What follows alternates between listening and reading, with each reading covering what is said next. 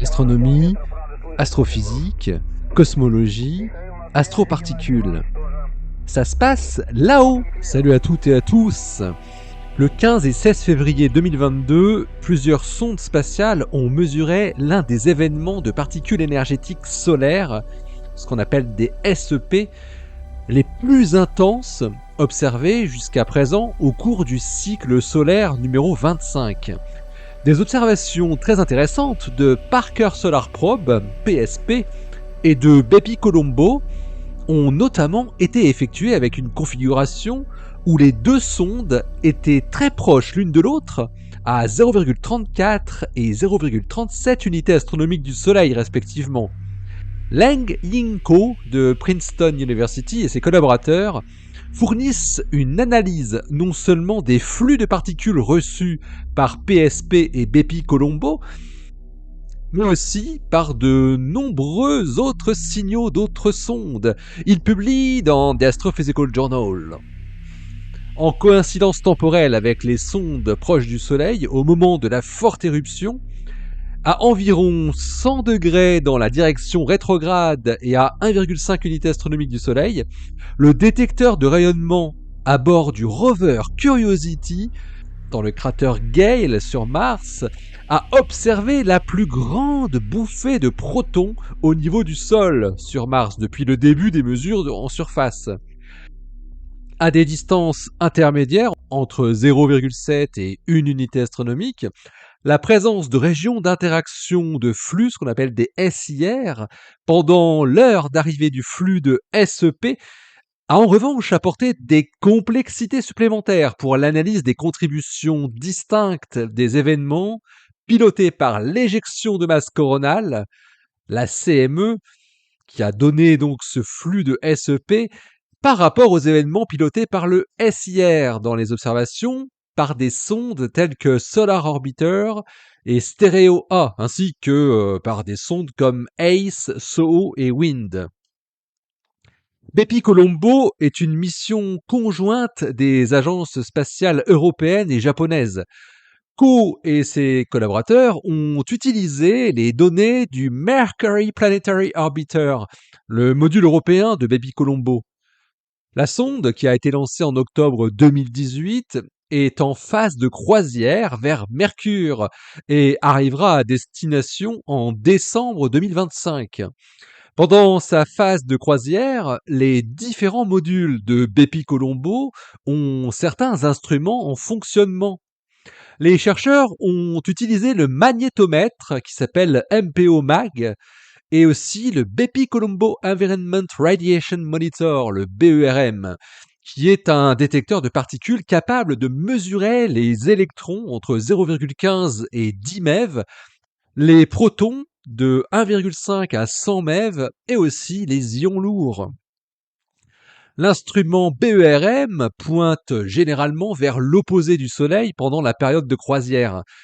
Pour trouver la bonne trajectoire pour atteindre Mercure, Bepi-Colombo effectue régulièrement plusieurs manœuvres de propulsion, dont une a eu lieu lors de l'événement du 15 février 2022. Et heureusement, les observations du BERM n'ont pas été affectées par cette manœuvre.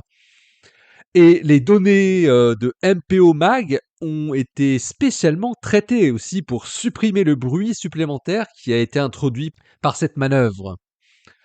La sonde solaire Parker PSP a été lancée en 2018 également, dans le but de comprendre ce qui chauffe la couronne solaire, mais aussi ce qui accélère le vent solaire et dynamise les SEP.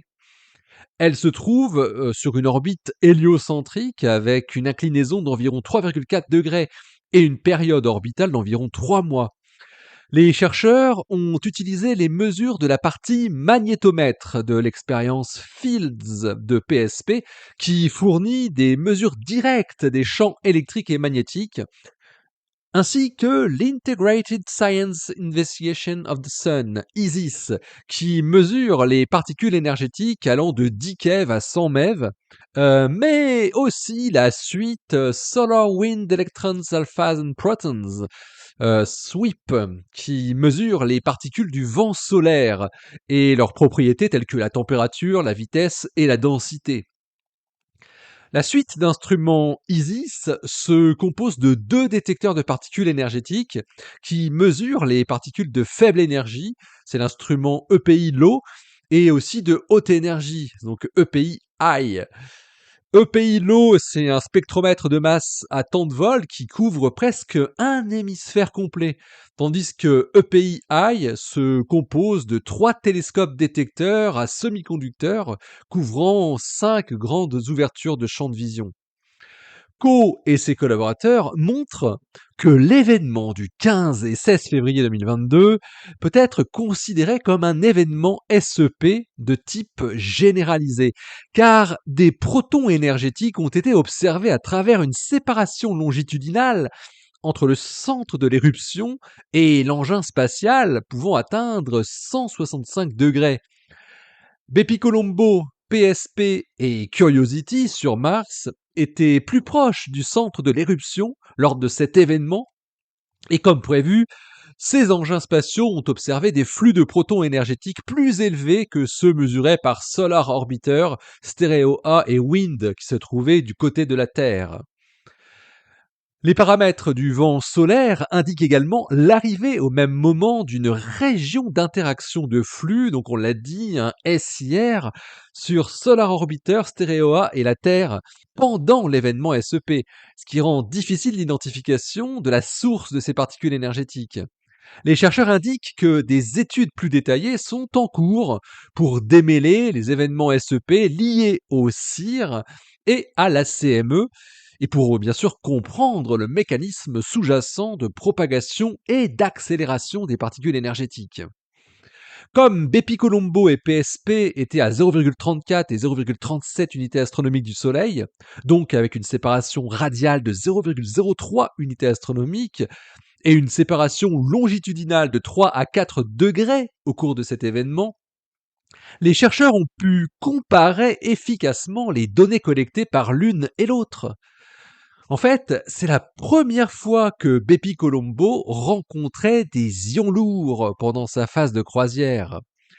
À partir d'une analyse de reconstruction 3D de l'éjection de masse coronale, Coe et ses collaborateurs montrent que PSP et Bepi Colombo ont probablement rencontré le flanc sud de l'éjection de masse coronale plutôt que son nez. Les 2 sondes ont observé des protons et des électrons énergétiques peu après l'observation du sursaut radio par PSP et ont ensuite mesuré une augmentation maximale des protons énergétiques à l'arrivée du choc, suggérant une population de protons localement accélérés par le choc. De plus, ils ont également enregistré un spectre énergétique à 3 pentes à proximité du choc, et une enquête plus approfondie est en cours pour caractériser l'évolution du spectre lors de cet événement.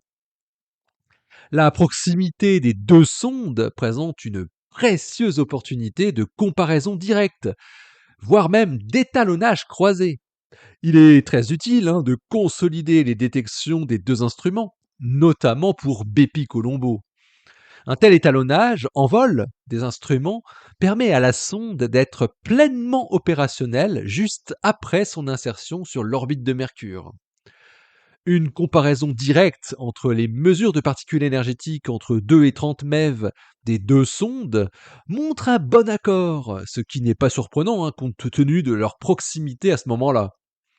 Coe et ses collaborateurs ont effectué un étalonnage croisé et ils ont déterminé que les mesures de flux de Bepi Colombo sont généralement inférieures d'environ 35% aux mesures de l'instrument HET de Parker, après avoir pris en compte différents facteurs tels que l'expansion du tube de flux.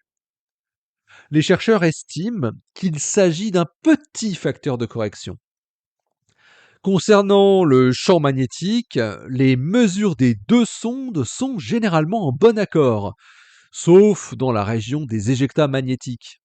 Par exemple, PSP a connu une durée d'éjecta magnétique plus longue que Bepi-Colombo.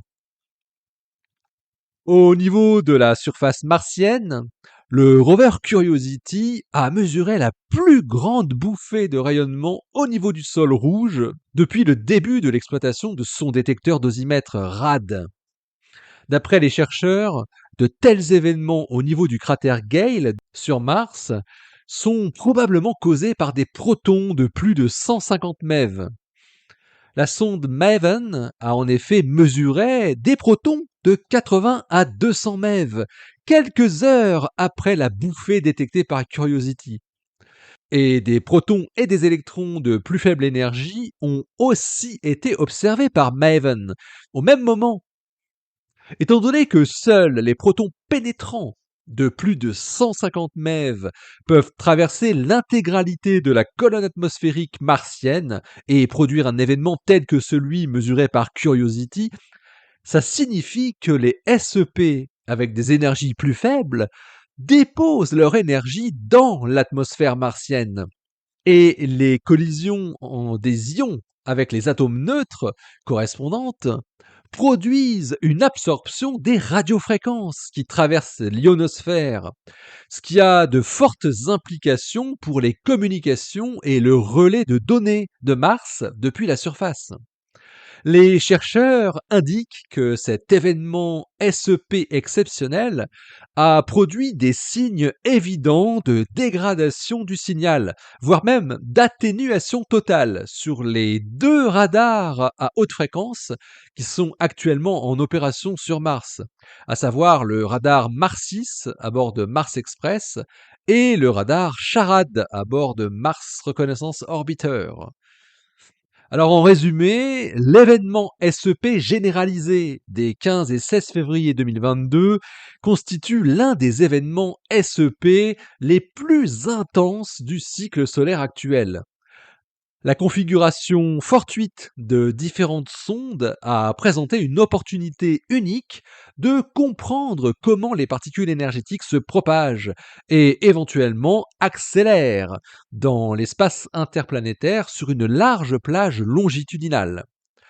Cette étude rapporte non seulement des caractéristiques intéressantes associées à cet événement, mais elle fournit aussi le premier interétalonnage de détecteurs de particules de Bepi-Colombo et de Parker Solar Probe. Elle introduit donc de nombreuses études qui sont déjà en cours pour plusieurs d'entre elles et qui vont améliorer notre compréhension de cet événement SEP particulier et plus généralement des éjections de masse coronale du Soleil qui produisent des gros flux de particules ionisantes sur des très grandes distances. L'article de Lin Yang Ko et ses collaborateurs est paru dans The Astrophysical Journal, le volume 963 daté du 5 mars 2024. Il porte le titre des observations à multisondes d'un événement de particules solaires énergétiques étendu les 15 et 16 février 2022. Allez, d'ici la prochaine, portez-vous bien, restez bien les yeux vers le ciel et restez bien les pieds sur terre, hein. Allez, salut.